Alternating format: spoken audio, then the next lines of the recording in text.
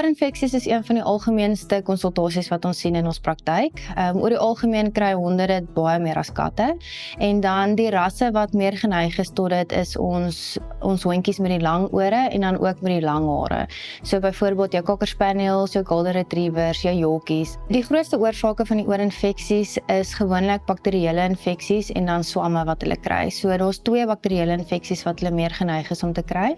En dan is dit baie keer as gevolg van allergieë. So hulle kry of velallergieë of omgewingsallergieë. En dan baie keer omdat hulle ore so baie hare in het, dan raak hulle dis 'n lekker broeigrond vir die bakterieë en die swamme en dan ook as hulle gereeld swem, dan is hulle ook meer geneig om oorinfeksies te kry omdat daai ore heeltyd nat is en 'n lekker broeigrond is. Die eerste tekens wat ons sien met die oorinfeksies is die hondjies gewoonlik begin hulle koppe baie skud. Hulle krap gewoonlik na hulle ore toe. Die mense sien baie keer dat die buitekant van hulle ore rooi raak of bietjie swelling het. En dan sal mense ook baie keer sien dat die honde, hulle kry 'n verskriklike lelike reuk aan hulle ore.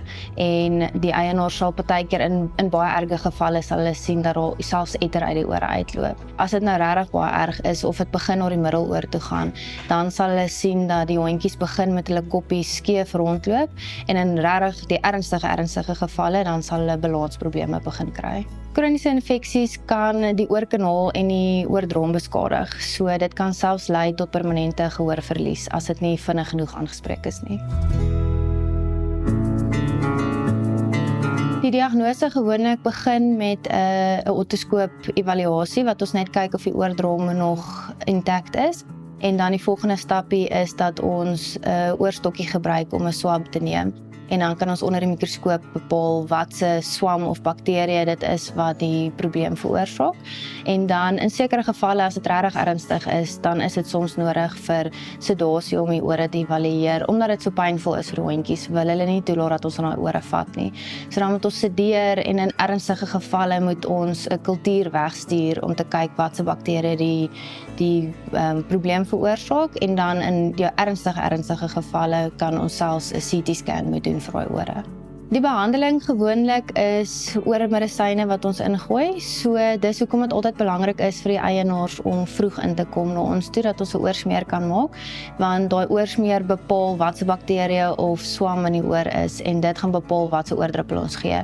So baie mense kom altyd in en hulle soek net 'n simpel oordruppel oor die toonbank, maar ongelukkig is dit iets wat ons nie kan doen nie, want 'n mens moet weet wat se swam of wat se bakterieë in daai oor sit voordat ons die spesifieke oordruppel kan huis toe stuur. Dit is altyd baie belangrik vir die eienaars om die volle kursus te voltooi. As hulle te vroeg begin, ek weet baie keer na 2 dae lyk daai ore perfek, maar dan as hulle ophou met daai medisyne te vroeg, dan 'n week, 2 weke later dan sit hulle weer met daai oorinfeksie. So asseblief maak altyd daai kursus klaar.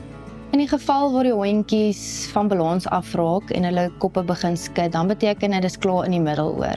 En dan raak dit baie keer nodig om chirurgie te doen.